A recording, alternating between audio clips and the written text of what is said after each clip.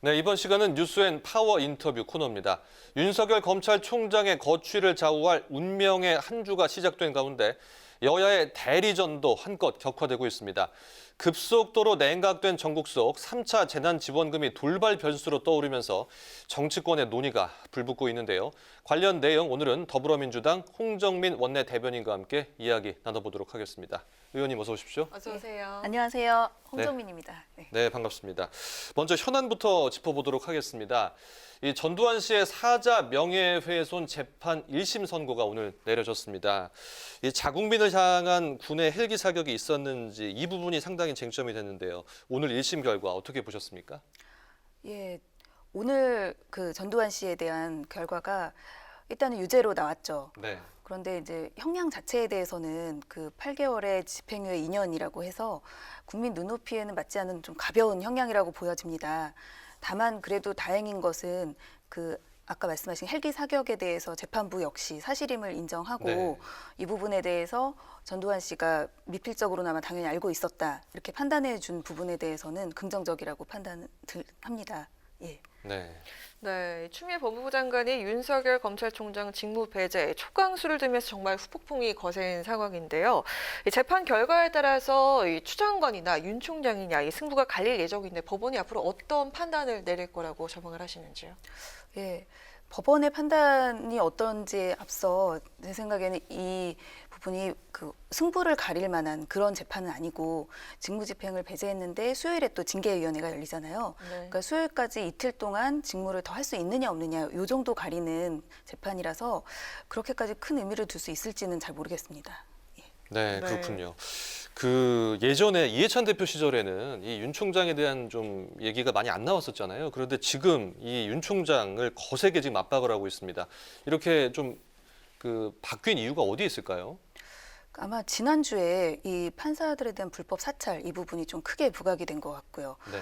이거는 일반 국민 입장에서 봐도 그리고 이 사법부의 독립적인 기능에 있어서 봐도 굉장히 불법적인 행위로밖에 이해가 안 됩니다. 그래서 이 부분에 대해서 불법이 좀 명확하게 드러났기 때문에 네. 좀 더 강한 책임을 총장으로서 물어야 되지 않나 이런 생각이 듭니다. 네, 판사 사찰을 지금 큰 이유로 들어주셨는데요. 그 이낙연 대표가 그 청와대와 좀 교감 아래 좀 이렇게 행동을 했다 이런 해석도 지금 많이 나오고 있는데요. 이 부분은 어떻습니까? 그런 부분에 대해서는 좀 저는 듣지는 못했고요. 네. 아무래도 이제 불법이 크고 총장이라는 책임을 지고 있어서 좀 심각하게 봐야 되지 않나 이런 생각이 들어요. 네. 네, 국민의힘 초선 의원들이 대통령의 책임론을 부각하면서 청와대 앞에서 릴레이 시위를 이어가고 있는 상황입니다. 추미애 장관과 윤석열 검찰총장 갈등에 침묵을 하고 있는 문재인 대통령에게 청와대 불통이 적나라하게 보이고 있다면서 입장을 밝히라고 요구하는 그런 상황인데요. 이 부분에 대해서 어떻게 보시는지요? 사실 야당에서 그 추미애 장관과 윤석열 총장 간의 갈등을 더 부추긴 측면도 있는 것 같고요. 네. 뭐 그런 야당으로서 정쟁을 할 수는 있으나 제가 봤을 때 가장 큰 책임은 공수처 출범을 이렇게 지연시켰다, 시간 끌기해서 아예 뭐 못하겠다 이 부분에 있다고 저는 봅니다. 공수처가 정상적으로 7월에 출범했다면 지금 이런 뭐 불법 사찰 문제 같은 경우는 논란이 되지 않았을 거고 네. 검찰 개혁이나 아니면 이런 지금 검찰의 이런 부분에 대해서도 상당히 이렇게 좀 입장이 정리가 돼서 이런 갈등까지는 안 왔을 것이다. 그래서 야당이 오히려 정치적 책임을 져야 되는 상황에서 이렇게 좀 억지를 부리는 것 같은 이런 생각이 듭니다. 네. 대통령이 좀 입장을 밝혀라 지금 이렇게 압박은 계속 네. 하고 있는데 그러면 대통령이 뭐 입장을 밝히거나 이럴 확률은 뭐 거의 없다고 보시는 건가요? 지금 상황에서는 굳이 꼭 그게 중요한 문제는 아닌 것 같습니다. 네. 그 여야가 윤 총장의 이 국회 출석을 놓고도 파열음을 내고 있습니다. 뭐 지난주 법사위 보셨겠지만 법사위 뭐 출석을 한다는 얘기가 있었는데 여야 간 간사가 합의가 좀 안 됐었고 이런 문제들이 불거졌는데요. 윤 총장이 이 국회 마이크 앞에 서는 것에 대한 좀 여당의 입장은 어떻습니까? 여당 전체 입장은 잘 모르겠고요. 네. 제 생각에는 지금 윤 총장 입장에서는 정치인으로 서는 거라고 저는 보여집니다. 네. 지금 대선 주자로서도 2위로 우뚝 서 있는데요. 네. 그렇게 야당의 유력 대선 후보로서 이 정치인으로서 서는 그런 모습은 지금 검찰총장 자격으로 설 수 있는 게 맞나 이런 생각이 들고요. 네. 정치인으로서 당당하게 말을 할 수 있다고 생각하지만 그 부분은 좀 직을 내려놓고 말씀하시는 게 맞지 않나 이런 생각이 듭니다. 네, 거의 지금 정치인의 활동을 하고 계신데 좀 이렇게 약간 보고 계시는 거군요. 예. 네, 또 공수처 얘기도 안 할 수가 없을 것 같은데요. 여당이 비토권 무력화 법 개정 속도 조절에 들어갔습니다. 하지만 연내 공수처 출범 의지는 굽히지 않고 있는데요. 향후 민주당의 시나리오는 무엇입니까? 일단은 연내에 출범을 하는 게 목표고요. 지금 아마 그 야당 의원들과 그래도 어떻게든 뭐 합의로 이렇게 추천하고 이렇게 최근까지도 이렇게 진행한 것으로 알고 있습니다. 네. 그런데 만약에 좀 야당이 이렇게 비토권을 그 공수처 출범을 정상적으로 진행하기 위한 가장 합리적이고 좋은 사람을 뽑기 위한 용도로 비토권을 쓰는 것이 아니라 공수처 출범을 막기 위한 용도로, 그러니까 무작정 그냥 반대하기 위한 용도로 비토권을 쓴다면 이건 법 자체에 문제가 있는 것이라서 그 헌법상의 가장 높은 그 가중치를 둔 3분의 2 이상 정도로 해서 비토권을 사용할 수 있게 이런 식으로 개정하는 것이 맞지 않나 이런 생각이 듭니다. 네, 이 야당이 계속해서 국회 보이콧에 나서게 된다면 공수처 연내 출범을 위해서 단독으로 처리할 가능성은 얼마나 됩니까?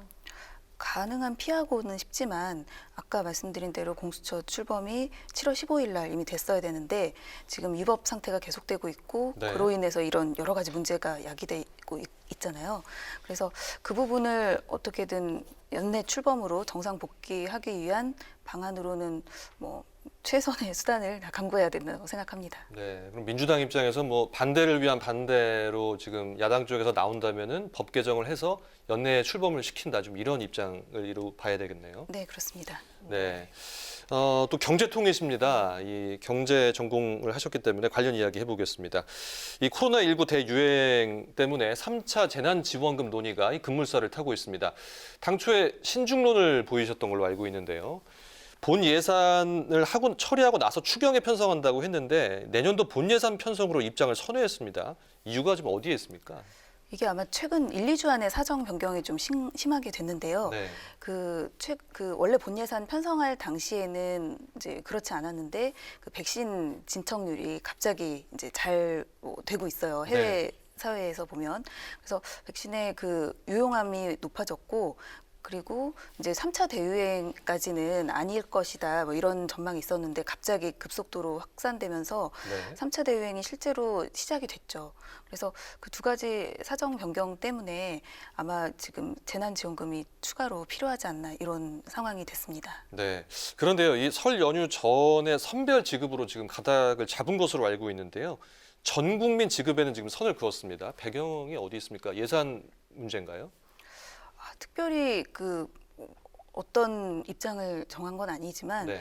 지금 가장 중요한 것은 전 국민이냐 아니냐보다는 네. 이 상황을 가장 효과적으로 극복하기 위한 방법을 어떻게 가장 적절한 비용으로 만약에 이 사태가 또 지속이 될 수가 있잖아요. 또 네. 뭐 다음 4차 대유행, 5차 대유행이 있을 수도 있고 그 상황에서 가장 최선의 방법을 선택한 것이라고 저는 생각이 듭니다. 그런데 내일 모레가 지금 본 예산 통과가 돼야 되는데 물리적으로 좀 가능은 한 상황인가요? 어떻습니까? 지금 상황에서 아마 예비비에서 상당 부분 이렇게 3차 재난지원금이 어느 정도 커버가 되고 그리고 추가 증액은 좀 필요한 상황인데 아주 큰 규모는 아니기 때문에 일단은 가능하다고 보여집니다. 네. 네, 또 야당이 한국판 뉴딜 예산을 삭감해서 재난지원금 재원으로 돌리자 이렇게 주장을 하고 있고 여당은 뉴딜 예산만큼은 절대 손대서는 안 된다 이런 입장인데 이거 이유가 무엇입니까? 사실 그 한국판 뉴딜 예산은 지금 별도로 이제 우리가 필요한 이런 것이 아니라 코로나 위기를 극복하는데 여전히 필요한 예산입니다.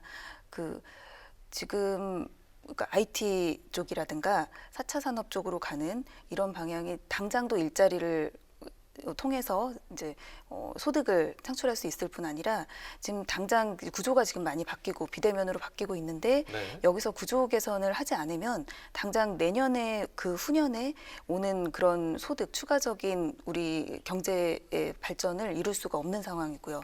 이를 위한 그 예산을 깎자는 것은 당장 종잣돈을 다 그냥 오늘 다 써버리자 이런 뜻으로 저는 받아들여지고요. 예.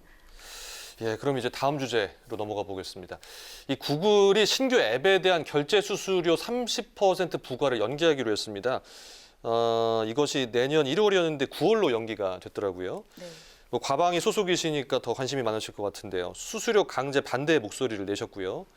그 인앱 결제 금지법 지금 법안 통과가 논의되는 것으로 알고 있는데요. 지금 순조롭게 이루어지고 있는 상황인가요? 지금 법안 소위에서 논의가 되는 단계에서 이제 멈춘 상태인데요. 네. 이게 원래는 1월 20일에 이제 신규 앱에 대해서는 강제가 될 걸 예상해서 어떻게든 좀 통과시켜 보자라고 네. 이제 급박하게 하고 있었는데 다행히 우리나라에서 이제 너무 강하게 나오니까 구글이 좀 이례적으로 이렇게 9월로 연기를 했죠. 그래 연기한 거는 다행이나 왜냐하면은 이제 소급 적용 문제가 없어지는 상황이기 때문에요. 아, 예, 예. 예.